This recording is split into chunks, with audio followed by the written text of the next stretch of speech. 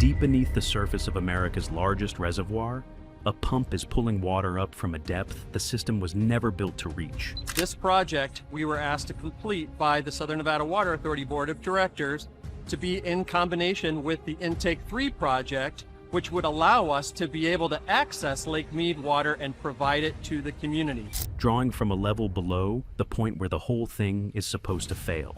It costs more than $1.5 billion, and it is running right now. Now, this pumping station will have the capacity of pumping 900 million gallons a day and is a vital resource for us to be able to supply water to the Las Vegas Valley. The lake above it has lost 160 feet of water this century and is still falling, threatening the water supply of 40 million people. Every city along this river is watching the same water vanish, but only one saw it coming, and only one built a way out. The lake that keeps the Southwest. This is the story of how the river that 40 million people depend on got this low, and the billion-dollar gamble one desert city made to outlast a crisis that almost nobody wanted to admit was permanent.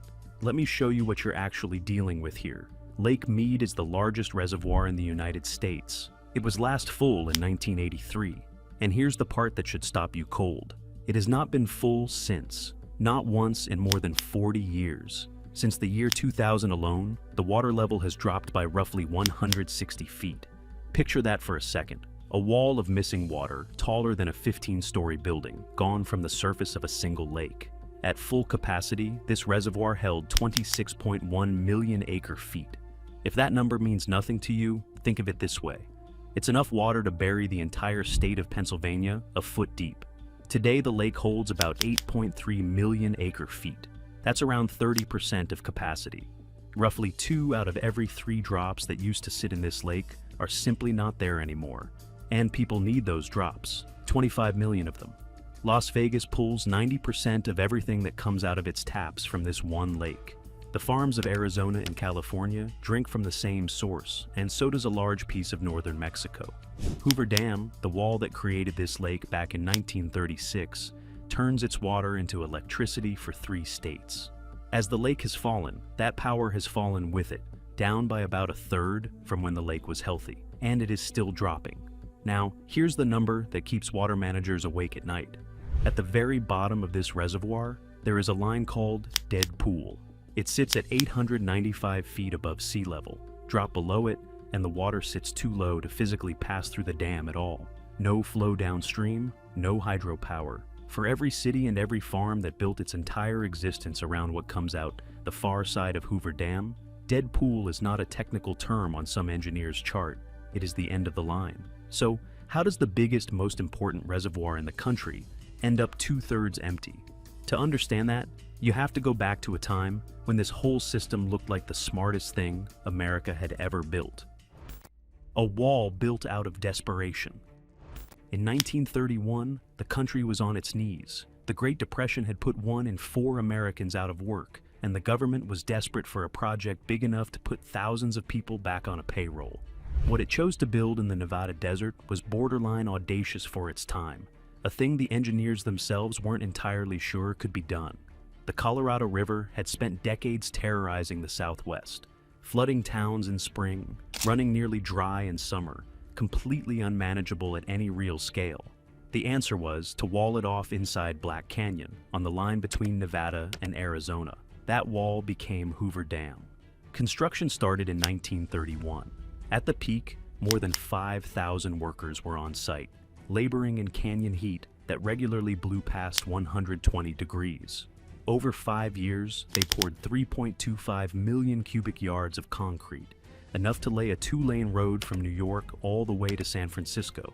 When it was finished in 1936, it was the largest concrete structure ever built, 726 feet tall, holding back a reservoir that stretched 112 miles into the desert.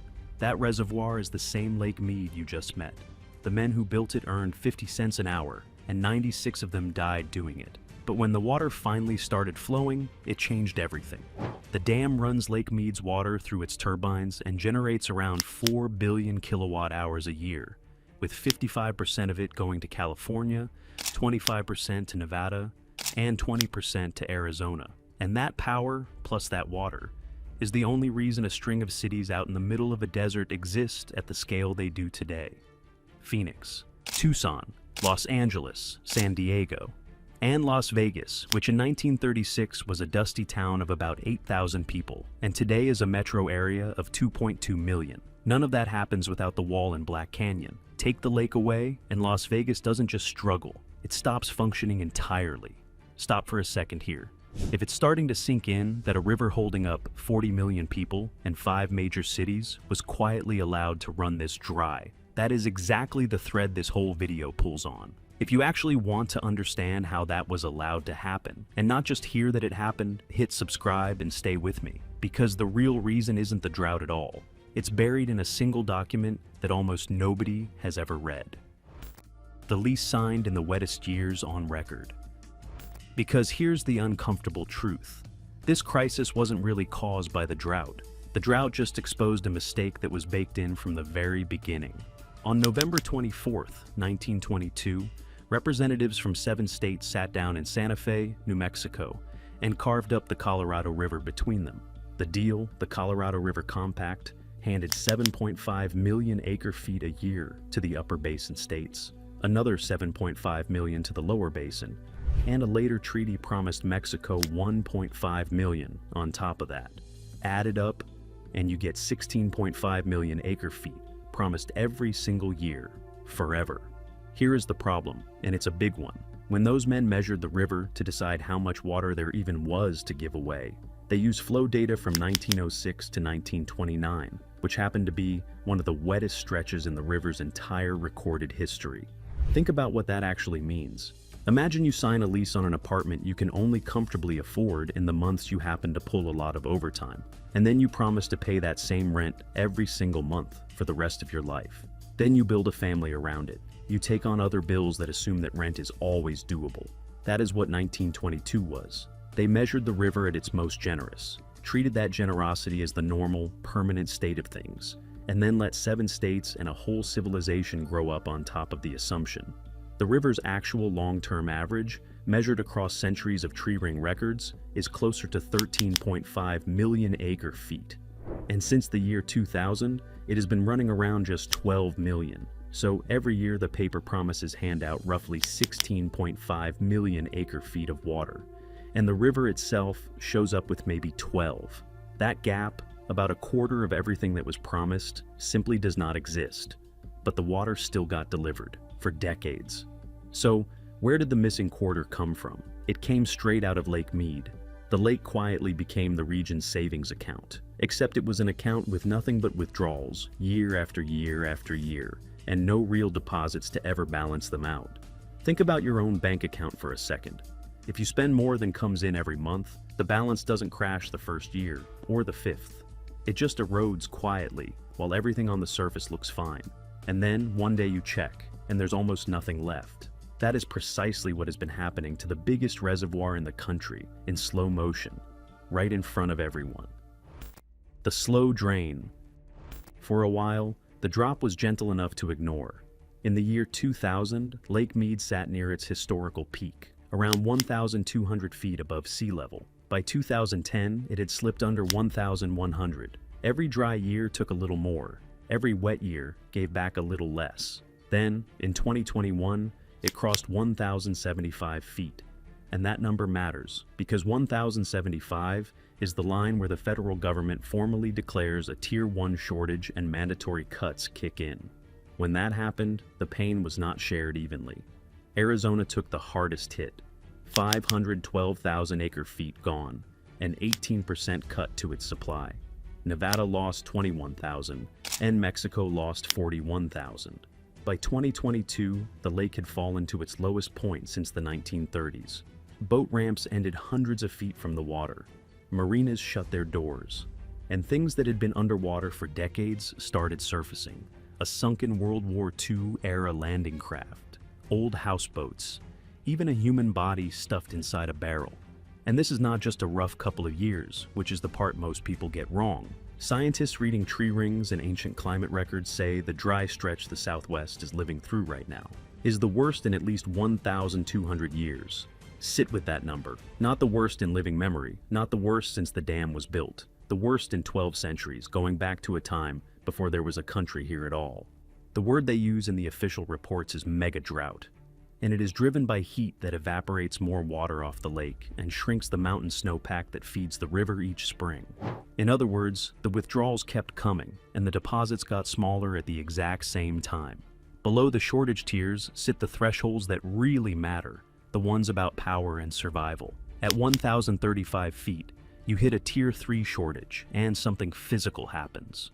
12 of Hoover Dam's 17 turbines can no longer turn. Generating capacity collapses from over 1,300 megawatts down to around 382. Keep dropping, and at 950 feet you reach what's called minimum power pool, where the lake's surface falls below the intakes and the electricity stops entirely. And then, 55 feet further down, at 895 feet, you're right back at dead pool, the drain at the very bottom of the tub, below which nothing leaves the dam at all. The year the clock ran out. For years, the 7 states that share this river have been sitting around a table trying to agree on who gives up what. The guidelines they've been operating under were set back in 2007, and they expire at the end of 2026. The states were supposed to have a brand new deal signed by February 2026. They blew right past the deadline, and then nature stopped waiting for them to figure it out. The whole system runs top-down. Snow falls in the Rockies, melts, and fills Lake Powell behind Glen Canyon Dam, and Powell then releases that water downstream into Lake Mead. But in the winter of 2025 into 2026, the snowpack came in at record lows. A heat wave in March burned off what little was left before it could even melt properly. And Lake Powell dropped faster than anyone had projected. Facing 2 failing reservoirs at once, the Department of the Interior chose to protect Powell, and in April 2026, it cut the release heading down into Lake Mead by 1.48 million acre-feet for the year. Somewhere in central Arizona, that decision has a face. Picture a 4th-generation farmer standing at the edge of a field his family has planted for 100 years. Cotton, alfalfa, winter vegetables, staring at bare dirt where a crop should be. Because the water that fed that ground for 4 generations now belongs to a shortage tier instead of to him. He didn't overuse anything. He didn't do anything wrong. The math just finally caught up to his family. Arizona's farms have been absorbing these cuts for years through the Central Arizona Project, a 336-mile canal that carries river water clear across the desert. And meanwhile, California, which holds the most senior rights on the entire river, has faced no mandatory cuts at all, sitting comfortably on a promise of 4.4 million acre-feet a year. When the lake finally drops far enough to touch California's share, the legal war that follows will make every water fight the West has ever seen look like a warm-up. The states did try, to be fair. In May 2026, Arizona, California, and Nevada floated a proposal to leave more water in the system through 2028. The upper basin states refused to sign, and that has been the pattern for 2 decades. Every short-term deal buys a little time and closes none of the gap. The lake has fallen straight through all of them. So, while everyone kept negotiating, one city simply stopped counting on the negotiations at all. The city that refused to wait. Here's the twist you probably didn't see coming. When people picture what's actually draining Lake Mead, they picture Las Vegas, the fountains, the strip, the golf courses baking out in the Mojave. But Las Vegas's entire share of the Colorado River is just 300,000 acre-feet a year. Arizona gets 8 times that. Farming across the Southwest swallows around 70% of all the water in the system. Vegas, by comparison, is almost a rounding error, and over the past 2 decades, it quietly turned itself into one of the most water-smart big cities on the continent. First, it went to war with grass. The state started paying homeowners $3 for every square foot of decorative lawn they ripped out and replaced with desert landscaping. Since 1999, 250 million square feet of grass have been torn up, saving an estimated 203 billion gallons of water. Then it went after everyday waste. Between 2002 and 2024, the city cut its per-person water use by 55%, while adding 829,000 new residents. Read that again. It grew by nearly 1 million people and used less total water than before they arrived. It recycles almost everything used indoors, treating that water and sending it right back to the lake for credit. So, while it pulls close to 600,000 acre-feet out, its net use stays at the 300,000 it's actually allowed. Half of everything it takes, it gives straight back. But conservation alone was never going to be enough, and the city knew it. So, it spent the real money, more than $1.5 billion of it, on the thing that's running in the dark at the start of this video. Its two original intake pipes had been built for a full lake, and engineers could already see them one day rising above the falling water line. So in 2005, the board approved a third intake, setting aside $812 million for it.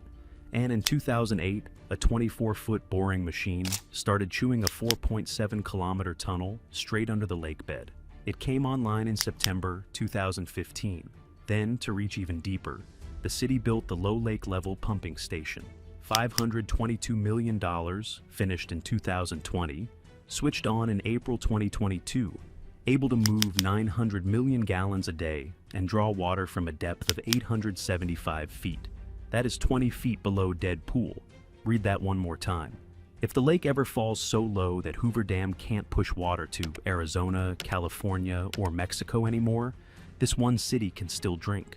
On top of that, it has banked more than 2.2 million acre-feet in underground reserves for the worst years. Even the dam itself is being retrofitted. On May 21st, 2026, the government committed $52 million to new wide-head turbines that can keep spinning all the way down to 950 feet. Every single one of those moves is a brilliant answer to a falling lake. But notice what none of them actually do. Not one of them puts a single extra drop of water into the Colorado River. The real question. And that's the thing I need you to sit with for a moment. Lake Mead isn't the disease, it's the symptom. The lake is still dropping by roughly 6 to 7 feet every year. And far downstream, Mexico's Mexicali Valley, fed under a 1944 treaty, is waiting on water that, at dead pool, simply stops arriving. The $1.5 billion that one city spent buys itself more time than any of its neighbors will ever have. It does not refill the lake. So here's what I actually want to know, and I want you to tell me in the comments. Do you think the American Southwest can genuinely adapt to a Colorado River that may never again be as full as it was in the 20th century? Or is Las Vegas just the first city honest enough to admit the water isn't coming back, and everyone else on this river is next? Drop your answer down below, I read them. And if this made you look at that ordinary glass of tap water even a little differently, do me a favor and subscribe, because this is exactly the kind of slow, invisible, world-changing crisis we dig into on this channel, and there is a lot more of it on the way.